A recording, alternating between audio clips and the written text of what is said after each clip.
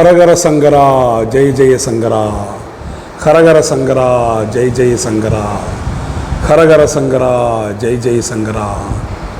புண்ணிய பாரத திருநாட்டில் கேரள மாநிலத்தில் காலடி புண்ணியஸ்தலம், திருக்காலடி புண்ணியஸ்தலம். திருக்காலடி புண்ணியஸ்தலத்தில்தான் ஷண்மத ஸ்தாபகர், சனாதன தர்ம ஸ்தாபகர், ஹிந்து மத ஸ்தாபகர் ஜகத்குரு ஆதிசங்கராச்சாரிய பகவத்பாதர் அவதரித்து நம்மை பெருவாழ்வுக்கு அருளிய மகான் அவதரித்த புண்ணியஸ்தலம்தான் காலடி என்று அழைக்கக்கூடிய திருக்காலடி. நீங்கள் பார்த்து கொண்டிருக்கிற இந்த காணொளியில் உங்களுக்கு தென்படுகிற இந்த காட்சி எல்லாமே இந்த காலடி புண்ணியஸ்தலம்தான். இந்த கோவில் சாரதாம்பாள் கோவிலும் ஆதிசங்கரர் கோவிலும் இருக்கக்கூடிய ஒரு வளாகம். இந்த வருடம் ஆதிசங்கரருக்கு மிக பிரம்மாண்டமான ஒரு பிரதிமா சிலாமூர்த்தி திருவுருவச் சிலையும் நிறுவப்பட்டுள்ளது. அதை நீங்கள் கண்டுகொண்டிருக்கிறீர்கள். மிக எழிலார்ந்த ஒரு சிலை. இது ஜகத்குரு ஆதிசங்கராச்சாரிய பகவத்பாதர் ஆதிசங்கரருடைய குலதெய்வமான இந்த புண்ணியஸ்தலமான திருக்காலடியின் அப்பன் என்று அழைக்கக்கூடிய திருக்காலடி அப்பன் கோவில், பகவான் கிருஷ்ணர் கோவில். நீங்கள் பார்த்து கொண்டிருக்கும் கோயில் ஆதிசங்கரருடைய குலதெய்வமான திருக்காலடியப்பன் கிருஷ்ண பகவான் கோவில். சிவாம்சம் பொருந்தியவராக ஜனித்து இந்து சமுதாயத்தையே புண்ணிய பாரத நாட்டையே நிலைபெறச் செய்த மகான், நம்மையெல்லாம் உயர்ந்த வாழ்க்கைக்கு இட்டு சென்ற மகான் அவருக்கே குலதெய்வம் உண்டு. அது இந்த புண்ணியஸ்தலத்தின் அப்பனாகிய காலடி திருக்காலடி அப்பன் ஸ்ரீகிருஷ்ணர். இப்பொழுது நாம் அந்த கோவிலுக்கு அருகாமையிலேயே உள்ள பூர்ணா புண்ணிய நதிக்கு நாம் சென்று கொண்டிருக்கிறோம். பாருங்க, ஒரு நதியின் பெயர் பூர்ணம், முழுமை என்று பெயரை தாங்கியுள்ளது. பூர்ணா புண்ணிய நதி தாயே சரணம், பூர்ணா புண்ணிய நதியே சரணம், பூர்ணா புண்ணிய நதியே சரணம், பூர்ணா புண்ணிய மாதாவே ஜெய். அவ்வாறு நீங்கள் பார்த்து கொண்டிருப்பது பூர்ணா புண்ணிய நதி. இந்த படிக்கட்டு துறைக்கு பெயர் முதலக்கடவு என்று மலையாளத்தில் அழைக்கப்படுகிறது. ஆங்கிலத்தில் குரோக்கடைல் காட், தமிழில் முதலை படிக்கட்டு துறை. இந்த ஊரில் இந்த புண்ணிய ஸ்தலத்தில் இந்த நதியின் பெயர் பூர்ணா புண்ணிய நதி. பொதுவாக இந்த புண்ணிய நதியின் பெயர் பெரியாறு என்று அழைக்கப்படுகிறது. தேனி மாவட்டத்தில் முல்லை பெரியாறு அணை, இவ்வாறாக நாம் பெரியாறு நிறைய நாம் தெரியும். நீங்கள் இப்பொழுது பார்த்து கொண்டிருப்பது பூர்ணா புண்ணிய நதி. இயல்பாக இந்த பெருவாரியாக கேரளத்தில் பெருவாரியான நதிகள் சொல்லப்போனால் 100% நதிகளுமே 42 ஜீவ நதிகள் உள்ளதாக ஒரு குறிப்புள்ளது. பெருவாரியாக 100% 42 நதிகளுமே பக்ஷிம வாகினி தான், அதாவது மேற்கு நோக்கி சமுத்திரத்தை நோக்கி பயணிப்பவை தான். பக்ஷிமம் என்றால் மேற்கு, பூர்வ என்றால் கிழக்கு, உத்தரம் என்றால் வடக்கு, தட்சிணம் என்றால் தெற்கு. இந்த புண்ணிய திருத்தலமான காலடி திருக்காலடிக்கு மிக அருகாமையிலேயே மாத்தூர் என்கிற ஊர் உள்ளது. அந்த ஊரில்தான் கேரளத்தின் மிக முக்கியமான சர்வதேச விமான நிலையம், இன்டர்நேஷனல் ஏர்போர்ட், நெடும்பாசேரி இன்டர்நேஷனல் ஏர்போர்ட் உள்ளது. இந்த நதியின் குறுக்கே தான் நிறைய விமானங்கள் பயணிக்கும். நதியில் குளித்து கொண்டே கூட நிறைய விமானங்களை நாம் பார்க்க முடியும். இந்த நதி தன்னுடைய இயல்பான பாதையிலிருந்து சற்று வடக்கு நோக்கி தள்ளி, இந்த புண்ணிய தலத்தில் மட்டும் வடக்கு நோக்கி தள்ளி ஓடிக்கொண்டிருக்கும். அது என்ன காரணம் என்றால் மிக மிக சுவையான ஒரு சரிதம் உள்ளது. ஆதிசங்கரருடைய அம்மா இந்த புண்ணிய நதியில் தான் தினசரி ஸ்நானம் செய்வார்கள், குளிப்பார்கள். அவர்களுடைய காலம் செல்ல செல்ல செல்ல செல்ல அவங்களுடைய அந்திம காலத்தில் இந்த புனித நதிக்கு தன்னுடைய வீட்டிலிருந்து நடந்து வருவதற்கு சிரமப்பட்டு குளிப்பதற்கே ஒரு பெரும் சவாலாக இருந்த சூழல். அந்த சூழலை ஆதிசங்கரர் உணர்ந்து இந்த பூர்ணா நதியையே மேற்கு நோக்கி பயணித்து கொண்டிருந்த அந்த பூர்ணா நதியை சற்று அவர்கள் வீட்டுக்கு அருகாமையில் வருவது போன்று அந்த பூர்ணா நதியின் போக்கையே மாற்றிய ஒரு பெரிய மகான் தான் ஆதிசங்கரர். அந்த மகத்துவமான சம்பவம் நிகழ்ந்து அந்த பூர்ணா புண்ணிய நதி தான் நீங்கள் பார்த்தீர்கள். இப்பொழுது நீங்கள் பார்த்து கொண்டிருப்பது ஆதிசங்கரருடைய ஜன்ம தேசம், பிறந்த ஸ்தலமான சாரதாம்பாள் தேவி குடிகொண்டு பேரருள் புரிந்து நம்மை பெருவாழ்வு பெறச் செய்கிற அந்த ஆலயமும் ஆதிசங்கரர் ஆலயமும் இந்த கோவில் வளாகத்தில் உள்ளது. நீங்கள் இப்பொழுது பார்த்து கொண்டிருப்பது இந்த ஆதிசங்கரர் திருக்காலடி சிருங்கேரி மட சாரதாம்பாள் கோவில் மற்றும் ஆதிசங்கரர் கோயிலை ஸ்தாபித்த ஜகத்குரு நரசிம்ம பாரதி தீர்த்த சங்கராச்சாரிய சுவாமிகளை சமீபத்தில் பிரதிமாமூர்த்தியை பிரதிஷ்டை செய்துள்ளார்கள். ஆதிசங்கரருக்கு மிக பிரம்மாண்டமான பிரதிமாமூர்த்தியை பிரதிஷ்டை செய்துள்ளார்கள். கடந்த வருடம் இதெல்லாம் இல்லை, இந்த ஒரு வருடத்தில் மிகச்சிறப்பான பணிகளையும் மிகச்சிறப்பான ஒரு சூழ்நிலையையும் கட்டமைத்துள்ளார்கள். ஹரஹர சங்கரா, ஜெய் ஜெய் சங்கரா. ஆதிசங்கராச்சாரிய பகவத் பாதரே துணை, ஆதிசங்கராச்சாரிய பகவத் பாதரே துணை. இந்த கோவிலின் முகப்பு சாரதாதேவி ஆலயம், ஆதிசங்கரர் அவருடைய ஆலயம். இப்பொழுது நீங்கள் பார்த்து கொண்டிருப்பது ஜகத்குரு ஆதிசங்கரருடைய குலதெய்வ கோயிலான திருக்காலடியப்பன் என்று அழைக்கக்கூடிய பகவான் கிருஷ்ணருடைய ஆலயம். மிகச்சிறப்பான ஒரு ஆலயம். மலையாள பிராமணர்களான நம்பூதிரிகளுக்கு அவர்களுடைய நிர்வாகத்தில் உள்ளது. சிருங்கேரி மடம் சாரதாம்பாள் கோயிலும் ஆதிசங்கரர் கோயிலும் சிருங்கேரி மடத்தால் நிர்வகிக்கப்படுகிறது. திருக்காலடியப்பன் கிருஷ்ண பகவான் கோயில் ஒரு நம்பூதிரி பிராமணர் குடும்பத்தால் நிர்வாகம் செய்யப்படுகிறது. அதாவது அறநிலைத்துறையால் நிர்வாகம் செய்யப்படுவது அல்ல. இந்து அறநிலைத்துறையால் நிர்வாகம் செய்யப்படாததாலேயே இந்த கோயில்கள் மிகச்சிறப்பாக நிர்வாகம் செய்யப்படுகின்றன. தெய்வாம்சம் நிரம்பியவையாக உள்ளன. மிக சாதாரணமாக எளிமையாக வழிபட்டாலே இறைவன்கள் பேரருள் புரிந்து பெருவாழ்வு வாழ்ந்து விடுகிறார்கள் இங்கு வருகிற அனைத்து இந்து சமுதாய பக்தர்களும். இப்பொழுது இங்கு கனகதாரா ஸ்தோத்திரத்தை தொடர்ச்சியாக பாராயணம் செய்கிற யஞ்ஞம் நடந்து கொண்டிருக்கிறது. அதாவது ஸ்ரீ சங்கர ஜெயந்தி இந்த மே மாதம் 12ஆம் தேதி திருவாதிரை நட்சத்திரத்தில், அந்த மே 12க்கு முன்பே ஒரு வாரத்துக்கு முன்பே கனகதாரா ஸ்தோத்திரம் என்கிற பாராயணத்தை நிறைய வேத விற்பனர்கள் அமர்ந்து தொடர்ச்சியாக உச்சரித்து பாராயணம் செய்கிற அந்த பணி நடந்து கொண்டே இருக்கும். கனகதாரா ஸ்தோத்திரம் ஒரு 2 வரி. அங்கம் ஹரேஹி புலகபூஷணமாஸ்ரயந்தி அங்கீகிருதாகிலம் விபூதிரபாங்கலீலா. இவ்வாறாக துவங்குகிற கனகதாரா ஸ்தோத்திரம். கனகம் என்றால் தங்கம், தாரை என்றால் பொழிவு, பாதை, பொழிவு என்று சொல்ல முடியும். தங்க மலை பொழிவு. இந்த ஸ்தோத்திரத்தை ஆதிசங்கரர் பாடியதால் மகாலட்சுமி தங்க மழையே பொழிந்தாள். அந்த தங்க மழை பொழிய காரணமான அதே பாடலை இவர்கள் ஏறத்தாழ ஒரு வாரம் தொடர்ச்சியாக பாடிக்கொண்டே இருப்பார்கள்.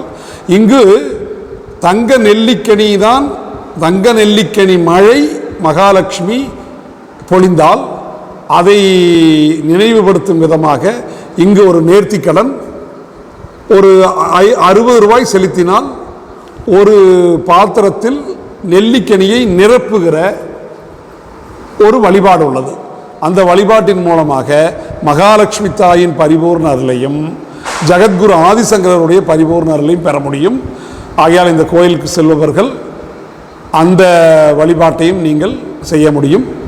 எல்லா நாளும் இந்த வழிபாடு இருக்கும் என்று சொல்ல முடியாது. ஸ்ரீ சங்கர ஜெயந்தி காலகட்டம், அக்ஷய திருதியை காலகட்டம், கனகதாரா யாகம் நடக்கிற காலகட்டத்தில் மட்டும் இவைகளை நீங்கள் செய்ய முடியும். நீங்கள் இப்போது பார்த்து கொண்டிருப்பது நிறைய வேத விற்பன்னர்கள், வேத பண்டிதர்கள், மகாலட்சுமி தாய் அருள் புரிகிறார், ஆதிசங்கரும் அறிவுறுகிறார். வேத விற்பனர்கள் கனகதாரா ஸ்தோத்திரத்தை பாராயணம் செய்து அந்த யாகம் நடந்து கொண்டிருக்கிறது.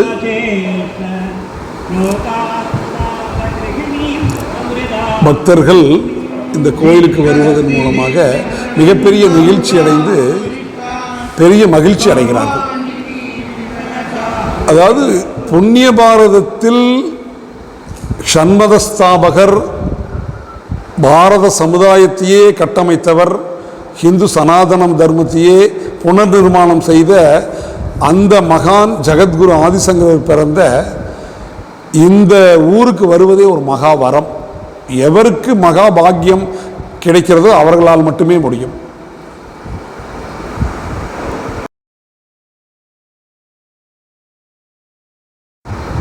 இப்பொழுது நீங்கள் பார்த்து கொண்டிருப்பது ஜகத்குரு ஆதிசங்கரருடைய அம்மா ஆரியாம்பாளுடைய சமாதி. அவர்களுடைய அம்மாவின் பெயர் ஆரியாம்பா, அப்பாவின் பெயர் சிவகுரு. ஜகத்குரு ஆதிசங்கரருடைய அம்மாவாகிய ஆரியாம்பாள் சமாதியைத்தான் நீங்கள் பார்த்து கொண்டிருக்கிறீர்கள். இந்த இறையாலயத்துக்கு வரும் பொழுது இது எல்லாமே நீங்கள் பார்த்து நெகிழ்ச்சி அடைய முடியும், பேருவகை அடைய முடியும். இப்பொழுது நீங்கள் அதே வளாகத்தில் பல நிகழ்ச்சிகள், ஸ்ரீ சங்கர ஜெயந்தியை முன்னிட்டு, ஆதிசங்கரருடைய ஜன்ம ஜெயந்தியை முன்னிட்டு நிறைய பக்தர்கள் கூடியுள்ளார்கள். நிறைய நிகழ்ச்சிகள் நடந்து கொண்டிருக்கின்றன. நிறைய பக்தி பாடல்கள் பாடப்பட்டு கொண்டிருக்கின்றன. நிறைய பக்தர்கள் இறைவனை நன்றாக வழிபட்டு பேரருள் பெற்று கொண்டிருக்கிறார்கள். இப்பொழுது நீங்கள் பார்த்து கொண்டிருப்பது சாரதா தேவி ஆலயம். கல்வி கடவுள் சரஸ்வதிக்கு இன்னொரு பெயர் சாரதா, வாணி, வேணி, வாக்தேவி, கலைமகள், இவ்வாறாக நிறைய நாமத்தை கொண்ட கலைக்கடவுள் சாரதா தேவியின் ஆலயம் இங்கு அமைந்துள்ளது. இப்பொழுது நீங்கள் பார்த்து கொண்டிருப்பது ஜகத்குரு ஆதிசங்கரருக்கு குரு பாதத்துக்கு பூஜா, பாத பூஜா. இந்த பாத பூஜை என்பது ஒரு 1/4 மணி நேரம் உள்ள ஒரு பூஜை, 500 ரூபாய் கட்டணம். இதுவுமே ஸ்ரீ சங்கர ஜெயந்தி, ஆதிசங்கரருடைய ஜெயந்தி புண்ணிய தினத்தில் மட்டுமே பெரும்பாலும் நாம் இந்த பூஜையை மேற்கொள்ள முடியும். இந்த பூஜை மிகச்சிறப்பான பூஜை. ஆதிசங்கரருடைய காலடி பாருங்க, ஊருக்கு பெயருமே காலடி, திருக்காலடி. அவருடைய காலடிக்கு நாம் பூஜை செய்கிறோம், அவருடைய பாதத்துக்கு பூஜை செய்கிறோம், ஜகத்குருவினுடைய பாதத்துக்கு பூஜை செய்கிறோம். குரு பாத பூஜா. ஒரு தம்பதி மிகச்சிறப்பாக தங்களை ஐக்கியப்படுத்தி கொண்டு பூஜை செய்து கொண்டிருப்பதை நீங்கள் பார்க்கிறீர்கள். ஜகத்குருவினுடைய பரிபூர்ண பேரருளை அவர்கள் பெறுகிறார்கள், பெருவாழ்வும் அடைகிறார்கள். நமோ நம ஸ்ரீ குரு பாதுகாபியாம், நமோ நம ஸ்ரீ குரு பாதுகாபியாம், நமோ நம ஸ்ரீ குரு பாதுகாபியாம்.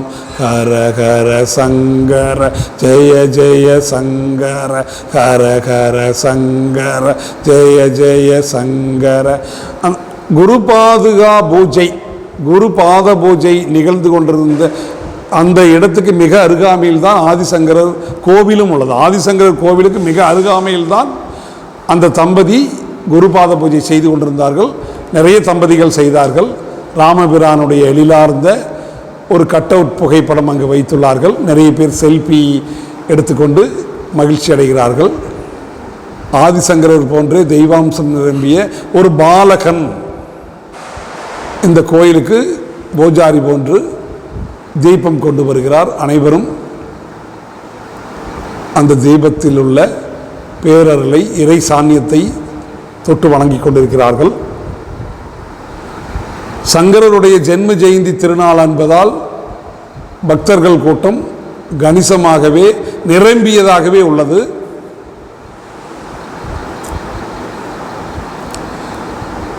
இப்பொழுது நீங்கள் பார்த்து கொண்டிருக்கிற நிகழ்வுக்கு முன்பாக ஒரு பெரிய ஒரு வேத சதஸ்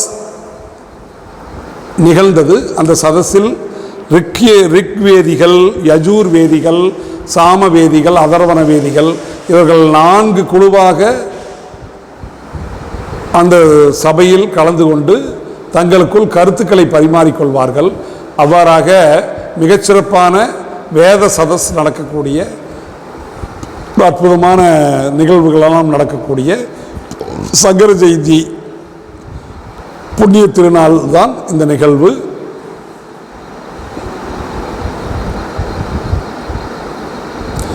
ஹர ஹர சங்கர ஜெய ஜெய சங்கர, ஹர ஹர சங்கர ஜெய ஜெய சங்கர. நீங்கள் இப்போது பார்த்து கொண்டிருப்பது கீர்த்தி ஸ்தம்பம்.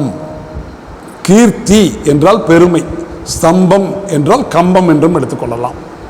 கீர்த்தி ஸ்தம்பம் ஜகத்குரு ஆதிசங்கரருடைய பெருமைகளை உலகறிய செய்யக்கூடிய அந்த காட்சிகள் நிரம்பிய ஒரு கீர்த்தி ஸ்தம்பம் தான் இந்த கீர்த்தி ஸ்தம்பம். இது திருக்காலடி பேருந்து நிலையத்துக்கு அருகாமையிலேயே உள்ளது.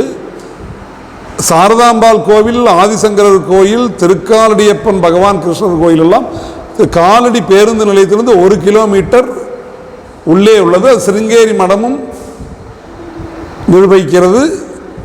உள்ளூர் மலையாள பிராமணர்களான நம்பூதிரிகளால் நிர்வகிக்கப்படுகிறது. கீர்த்தி ஸ்தம்ப இந்த ஆதிசங்கரருடைய இந்த இறை சாநித்தியம் பொருந்திய இந்த ஸ்தலம் காஞ்சிபுரம் சங்கர மடத்தால் நிர்வகிக்கப்படுகிறது. இந்த கோவில் வளாகத்தில் ஒரு பள்ளிக்கூடமும் நடக்கிறது. நீங்கள் இப்போது பார்த்து கொண்டிருக்கக்கூடிய ஒரு சுவாமி மகிழுந்திலிருந்து இறங்கினார். சுவாமிகள் நடந்து செல்கிறார்கள். இந்த சுவாமிகள் மைசூரில் இருந்து வந்துள்ளார். மைசூர் ஒரு மடத்தினுடைய மகாமண்டலேஸ்வர். இவரும் ஏறத்தாழ 1 வாரம் இங்கு இருந்து பல வேத மாநாடுகள், பூஜைகள், இந்து சமுதாய இறை அன்பர்களுக்கு தரிசனம், இவ்வாறாக சுவாமி இங்கு நமக்கு எழுந்தருளியுள்ளார். இப்பொழுது ராஷ்டிரிய ஸ்வயம் சேவக சங்கம் என்று அழைக்கப்படுகிற உலகின் மிக முதன்மையான தேசபக்தி அமைப்பால் ஏறத்தாழ 18 வருடங்கள் தொடர்ச்சியாக கட்டமைக்கப்பட்டு மிகச்சிறப்பாக நடத்தப்படுகின்ற சந்நியாசிகள் சங்கமம், சந்நியாசிகள் சொற்பொழிவு, அதற்கு பிறகு மிகப்பெரிய அளவில் ஒரு ஸ்ரீ சங்கர திக்விஜய யாத்திரை. அவ்வாறாக அந்த யாத்திரை துவங்குவதற்கு முன்பு துறவிகள் நமக்கு சொற்பொழிவாற்றுகிறார்கள், நல்ல விஷயங்களை நமக்கு அருள்கிறார்கள். அந்த நிகழ்வைத்தான் பார்த்து கொண்டிருக்கிறீர்கள். மைசூரை சேர்ந்த மகாமண்டலேஸ்வர துறவி. இப்பொழுது பேசிக்கொண்டிருப்பவர் சித்தானந்தபுரி சுவாமிகள், கேரளத்தில் சின்மயா மிஷனின் துறவிகளில் ஒருவர். பிறகு மாதா அமிர்தானந்தமயி மடத்தைச் சேர்ந்த ஒரு சந்நியாசி.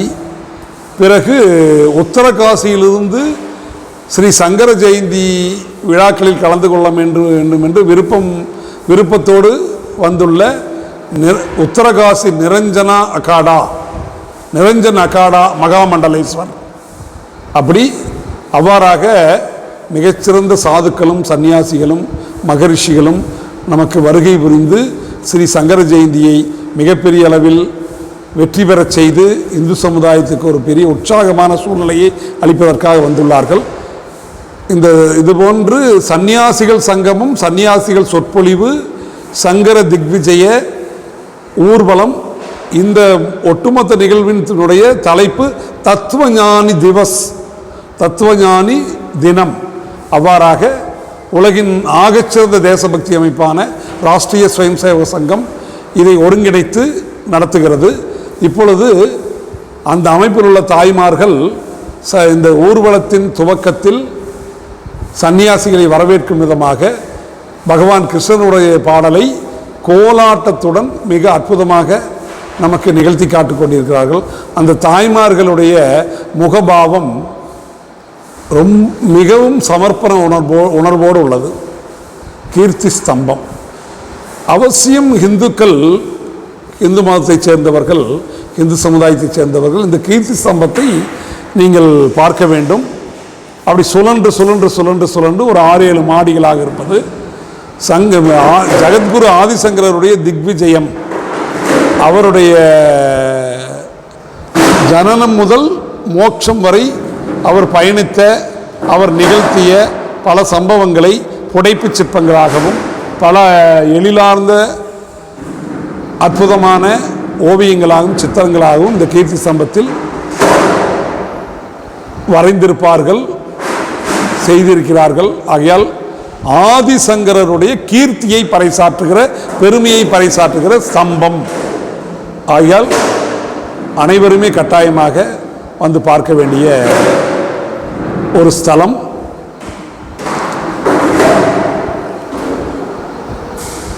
அந்த ஊர்வலம் துவங்கி அந்த ஊர்வலத்தின் நிறைவில் ஏறத்தாழ ஒரு 1.5 கிலோமீட்டர் அந்த ஊர்வலத்தின் வழிநெடுகளும் ஹிந்து சமுதாயத்தின் வீடுகளில் ஆதிசங்கரர் படம் குத்துவிளக்கு வைத்து வரவேற்றார்கள். அந்த ஊர்வலத்தின் வழியிலேயே அத்வைதாசிரமம் என்று சொல்லப்படுகிற ராமகிருஷ்ண மடம், அங்கும் இனிப்பு கொடுத்து வரவேற்றார்கள். அந்த ஊர்வலத்தின் நிறைவில் பூர்ணா நதியை, அந்த புண்ணிய நதியை வணங்குகிறோம், மரியாதை செலுத்துகிறோம். அந்த பூர்ணா நதிக்கு ஆரத்தி செலுத்துகிறோம். அதன் நிறைவாக பூர்ணா நதியில் மகா ஸ்நானம், நிறைய பேர் குளிப்பது என்கிற ஒரு நிகழ்வாக ஸ்ரீ சங்கர ஜெயந்தியான 2024 மே 12 செவ்வாய்க்கிழமை இந்த தினத்தில் இவ்வாறாக துவங்கி அந்த ஊர்வலம் புனித பூர்ணாநதி ஆரத்தி, புனித பூர்ணாநதி மகா ஸ்நானம், இவ்வாறாக அந்த ஊர்வலம் நிறைவு பெறுகிறது. நிறைய மெய்யன்பர்களும் இந்து மத பக்தர்களும் மிக நெகிழ்வாக, மிக மகிழ்ச்சியோடு கலந்து கொண்டுள்ளார்கள்.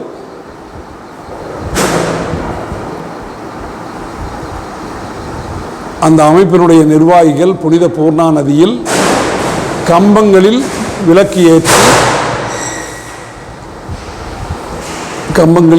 ஏற்றி அந்த நதியில் நட்டு வைத்துள்ளார்கள்.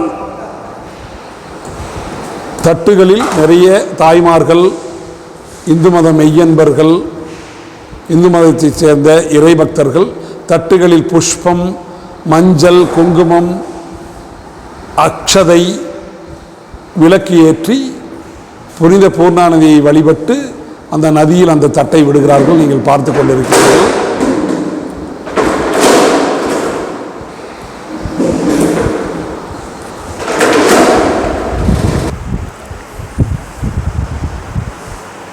ஹரித்வார், ரிஷிகேஷ், காசி இந்த புண்ணிய ஸ்தலங்களில் கங்கை புண்ணிய நதிக்கு எப்படி ஆரத்தி செய்வார்களோ அதே போன்று திருக்காலடி புனித பூர்ணா நதியிலும் தினசரி அல்லது விசேஷ தினங்களிலாவது ஆரத்தி வைபவம் நடக்க வேண்டும் என்கிற ஒரு பெரும் சிந்தனையோடு ராஷ்டிரிய ஸ்வயம் சேவக சங்கம் தேசபக்தி அமைப்பு இதை அங்குள்ள தாய்மார்களிடமும் அனைத்து இந்து சமுதாய மக்களிடமும் பதிவு செய்து கொண்டிருக்கிறது. புனித பூர்ண புண்ணியா நதியே துணை,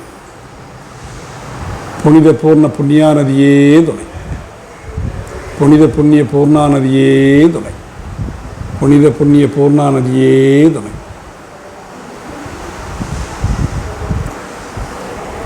இந்த ஊர்வலத்தின் நிறைவில் அனைவருக்குமே பிரசாதம் தரப்படுகிறது. இறையன்பர்கள் உற்சாகமாக பிரசாதம் அறிந்து கொண்டிருக்கிறார்கள். இந்த பிரசாதம் உங்களுக்கு திருக்காலடியப்பன் கிருஷ்ண பகவான் கோயிலுக்கு முன்பாக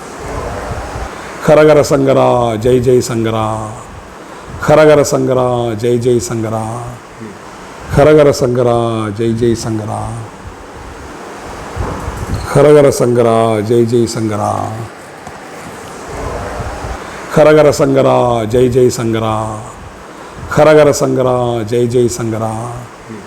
ஹரஹர சங்கரா ஜெய் ஜெய் சங்கரா. ஹரஹர சங்கரா ஜெய் ஜெய் சங்கரா. ஹரஹர சங்கரா ஜெய் ஜெய் சங்கரா. ஹரஹர சங்கரா ஜெய் ஜெய் சங்கரா. ஹரஹர